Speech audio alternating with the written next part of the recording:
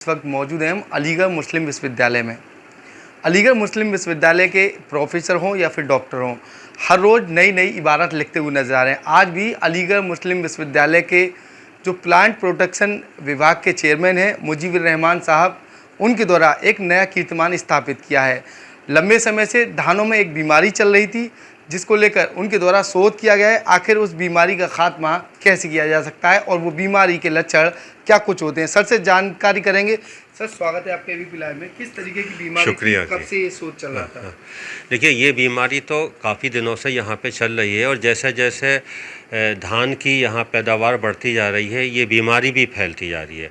असल में ये बीमारी फैलती है राइस, जो हमारा धान है, इसकी पौध से। जब जब पौध जो है, बीमार पौध जो है, अक्सर ये होता है या तो किसान पौध खुद अपनी तैयार करता है या बाज़ार से पौध ख़रीदता है। तो अगर बीमार पौध बाज़ार में पहुंच जाती है, मार्केट में पहुंच जाती है, फिर वहां से किसान लेके जाता है, तो इस तरह से एक खेत से दूसरे खेत, एक गांव से दूसरे गांव ये बीमारी फैलती जा रही है। अभी 3 साल पहले हमने किसान गोष्ठी करी थी, ख़ास तौर से वो किसान गोष्ठी हमने धान के ऊपर ही की थी। तो उसमें ज़्यादातर हमारे जो है, जितने भी जो है लोग जुड़े थे, हमने ऑनलाइन वो की थी, सब ने यही बताया कि हमारे धान में ये बीमारी जो है, बकानी बीमारी, ये बहुत ज़्यादा है। इसको आम भाषा में झंडा रोग भी कहते हैं। झंडा रोग इसलिए कहते हैं कि जो बीमार पौधा होता है वो लंबा हो जाता है और उसकी पत्ती झंडे की तरह दिखती है और हल्का हल्का पीलापन भी हो जाता है। तो पिछले 10-12 साल से हम लोग जो है ये काम धान की बीमारियों के ऊपर कर रहे हैं, जिसमें हमारी भारत सरकार ने भी काफ़ी मदद करी है। उत्तर प्रदेश गवर्नमेंट ने जो है, UPCST जो है उसने, और इधर भारत सरकार की यूनिवर्सिटी ग्रांट कमीशन ने, इसने हमें 3-4 प्रोजेक्ट्स दिए कि धान की बीमारियों के ऊपर काम करने के लिए और उसको कंट्रोल करने के लिए, उस बीमारियों को दूर करने के लिए, ताकि किसान को फ़ायदा हो। तो इधर हमने अपना जो हम शोध पिछली 10-12 साल से कर रहे थे, तो हम इस नतीजे पे पहुँचे कि ये बीमारी बहुत ज़्यादा ख़तरनाक, घातक होती है। इससे फसल को बहुत नुकसान होता है। सबसे पहले तो हम किसान से ये कहेंगे कि धान, वो वहीं पर ही धान की पैदावार करें जहाँ पे हमें पानी बहुत ज़्यादा है। जैसे पहले धान तराई के एरिए में होता था, लेकिन अब धान जो है हर जगह धान फैल गया है। अलीगढ़ में भी बहुत होता है, इसके चारों तरफ जितने भी डिस्ट्रिक्ट हैं उसमें होता है। वरना धान का सही मालूम है रामपुर से शुरू होता था, रामपुर था, सहारनपुर था, मुजफ्फरनगर था और आगे भैया पन्नगर था, बरेली था, वहाँ तक बरेली से इधर बिल्कुल धान नहीं होता था। लेकिन अब जो धान जो है, इरीगेटेड राइस जो हमारा जो है, हम ट्यूबवेल से पानी लगा के जो है धान की पैदावार कर रहे हैं, ये हमारे इन्वायरमेंट के लिए, हमारे इकोसिस्टम के लिए बहुत ख़तरनाक है और आगे जाके हमें जो है पानी की कमी महसूस होगी, ज़रूरत पड़ेगी, क्योंकि धान में पानी बहुत लगता है। धान ज़्यादा पानी लगने की वजह से ही बीमारियां भी धान में बहुत होती हैं। तो पहला तो हमारा धान अपने किसान भाइयों से हमारा ये अनुरोध है कि वो इस एरिए में जहाँ पे ट्यूबवेल से पानी लगाएं, वहाँ पे धान ना लगाएं। अब दूसरी बात ये कि ये बीमारी सेंटेड राइस या बासमती राइस, जो खुशबू वाला जो है, जो हमारा जो है धान होता है, उसमें लगती है ज़्यादा, बहुत ज़्यादा प्रकोप उसी में है इस बीमारी का। तो वो दूसरी वैरायटी लगाएं, बासमती वैरायटी ना लगाएं, दूसरी वैरायटी लगाएं। हालांकि उसकी जो है मार्केट में रेट कम होता है, लेकिन उपज ज़्यादा होती है उनमें, नॉन सेंटेड वैरायटी में, जो बासमती वैरायटी नहीं होती। तो वो सी वैरायटी लगाए तो उसमें बीमारी कम होगी। तीसरी बात यह कि अगर किसान यही चाहता है कि नहीं उसे बासमती ही लगाना है, तो फिर उसको कुछ उपाय करना होंगे बिल्कुल शुरू से। अगर वो शुरू से उपाय करेगा तो उसकी फसल इन बीमारी से बची रहेगी और अच्छी उपज होगी। उसको सबसे पहले ये कि जो अपनी जो है वो पौध जो तैयार करे, पौध में जब बीज बोए। अच्छा, एक बात और किसान भाई जो है इस बात को ध्यान में रखें कि ये बीमारी जो होती है, एक फ्यूजेरियम, एक फंगस है, फफूंदी है, उससे होती है। और ये फफूंदी जो बीज पे ही रहती है, बीज से ही ये फैलती है, बीज से ही जो है नर्सरी जहाँ पे पौध तैयार कर रहा है वहाँ पहुँचती है और फिर वो उस पौध के ज़रिए ये बीमारी एक खेत से दूसरे खेत और एक गांव से दूसरे गांव में पहुँचती है। तो सबसे पहले जब वो पौध तैयार करने के लिए जब वो बीज लगाए, तो उस बीज के ऊपर जो है बेनोमाइल है या कार्बनडाजिम है, इस तरह के जो है हमारे पास जो है रसायन मौजूद हैं, वो मार्केट में जाके ख़रीदे और वो बीज के ऊपर ज़रूर लगाए। इसका ख़र्चा भी ज़्यादा नहीं है, क्योंकि इसमें दर जो है बहुत कम है। करीब 8 से 10 ग्राम प्रति किलो जो है धान के बीज के ऊपर उसको ये रसायन जो है लगाना होगा, ये पेस्टिसाइड लगाना होगा।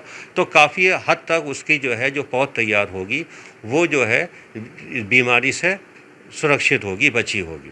अच्छा, फिर वो देखे पौध की जब तैयार हो रही है कि उसमें कोई पौधा ऐसा तो नहीं है जो इस बकाने का लक्षण दिखा रहा है। लक्षण क्या है कि पौधा लंबा होगा, हल्का पीला होगा और पत्ती उसकी ऐसी लगेगी जैसे झंडा खड़ा है, समझे। तो अगर ऐसे लक्षण हैं तो फिर उसको फिर पौध के ऊपर भी जो है दवा लगानी पड़ेगी। और जब वो इस पौध को निकाल के अपने जो है खेत में लगाए, तब उसको जो है पौध की जड़ को पूरी रात जो है बेनोमाइल है या दूसरा जो पेस्टिसाइड है उसमें जो है 6 से 8 घंटे तक डुबा के रखें और फिर उसको खेत में लगा देगा, तो ये बीमारी बहुत कम हो जाएगी। सर ये बताइए, 10 वर्षों से ये सोच चल रहा था, इतना लंबा समय, तो किस तरीके से पहचान की गई? क्योंकि 10 वर्ष काफ़ी लंबा समय होता है, क्योंकि ये इस बीमारी से तमाम जो खेती है वो अब तक बर्बाद हो चुकी है, लेकिन अब उसे बचाने का उपाय आपके द्वारा खोज लिया गया है। अलीगढ़ मुस्लिम विश्वविद्यालय की एक बड़ी उपलब्धि है। तो क्या कहेंगे, इतना जो समय लगा है उसमें कैसे पहचान की गई कि इस बीमारी को ऐसे ख़त्म किया जा सकता है? देखिए, किसी बीमारी का कोई ट्रीटमेंट जो है उसका उपाय निकलने में इतना ही टाइम लगता है। रिसर्च ऐसी नहीं है जो 1 साल 2 साल में हो जाए, और जब जितनी ही बड़ी समस्या होती है उतना ही ज़्यादा उसके में जो है वक्त भी देना पड़ता है और पैसा भी लगाना पड़ता है।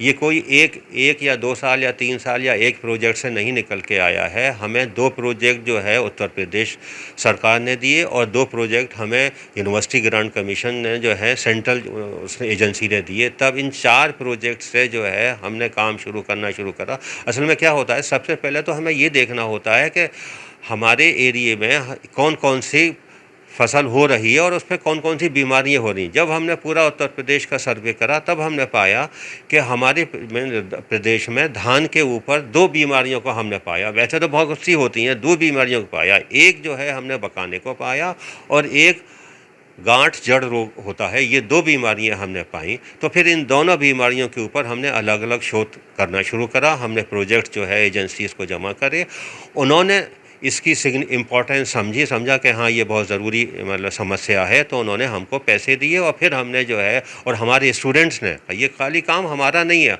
हमारी पूरी टीम है। हमारे स्टूडेंट जो है 5-6 स्टूडेंट जो है पिछले, बल्कि 5-6 क्या 8-10 कहिए, उनकी PhD भी होती गई इस काम में, जो है पिछले 10-12 साल से वो काम कर रहे। तब जाके धीरे धीरे हमने जो है इसके ऊपर काम शुरू किया। फिर हमने पाया कि हाँ ये 2 बीमारियाँ हैं। फिर उन 2 बीमारियों में से फिर हमने दोनों बीमारियों को अलग अलग किया और अलग अलग उनके ऊपर शोध कार्य किया। बहुत सारे हमने केमिकल, बहुत सारी वैरायटीज़, बहुत सारे बायोपेस्टिसाइड, 85 केमिकल्स और बायोपेस्टिसाइड्स हमने ट्रायल करे। 85 हमने वैरायटीज़ हमने जो है स्क्रीन करी।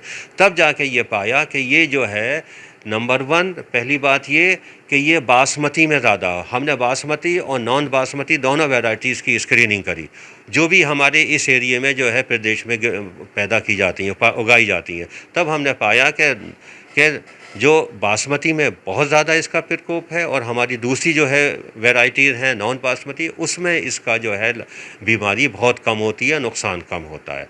फिर हमने इसके जो है इसके कंट्रोल के ऊपर जो है कैसे इसको जो है इसका समाधान निकल जाए उसके ऊपर हमने काम करना शुरू किया और फिर हमने पाया कि इस तरह से, इस विधि से जो है इसके ऊपर जो है नियंत्रण किया जा सकता है। एक बात हम और कहना चाहते हैं कि ये बीमारी जो है उस खेत में जहाँ पे पानी खड़ा हो जाता है, उस खेत में ये बीमारी के और ज़्यादा बहुत ज़्यादा बढ़ जाती है। तो किसान ऐसे खेत में जो नीचा खेत हो, जहाँ पे बारिश का पानी जो है 1-1 हफ्ते तक खड़ा रहता है, उस खेत में तो बिल्कुल ना करें, क्योंकि उससे जो है बीमारी और ज़्यादा जो है बढ़ जाएगी इसमें।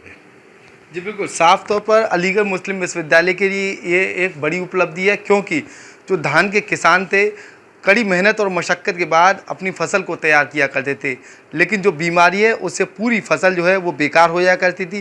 फ़ोटो के माध्यम से मैं दिखाना चाहूँगा किस तरीके की।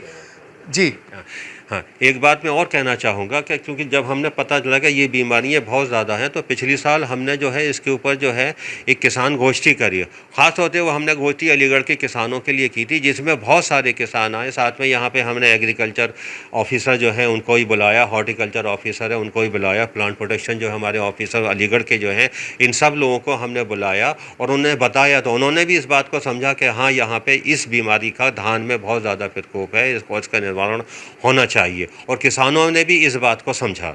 तो अब इन फोटो से देखिए, ये हमारे जो है स्टूडेंट हैं, ये आपको बताएंगे। जी बिल्कुल, साफ तौर पर फोटो के माध्यम से मैं दिखाना चाहूँगा आखिर किस तरीके की वो बीमारी है। ये वो फसलों की फ़ोटो हैं जिन पर शोध किया गया। इस तरीके से आप अंदाज़ा लगा सकते हैं, ये वो बड़ी इसके तने हैं जिसको लेकर स्टेज किया है। कहीं ना कहीं अन्य फोटोओं के माध्यम से भी ये पीलापन जो है वो फोटो में जो साफ तौर पर देखा जा रहा है। कहीं ना कहीं पौधा जो लंबा हो जाता था और बीमारी के लक्षण जो है इस तरीके से पता लगाए गए।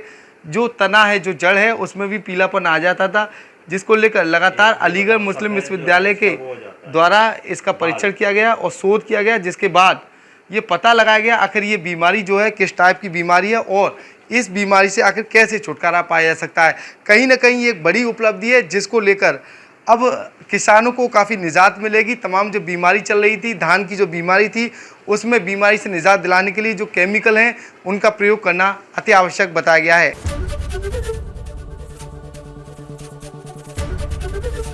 एबीपी गंगा, खबर आपकी, जुबान आपकी।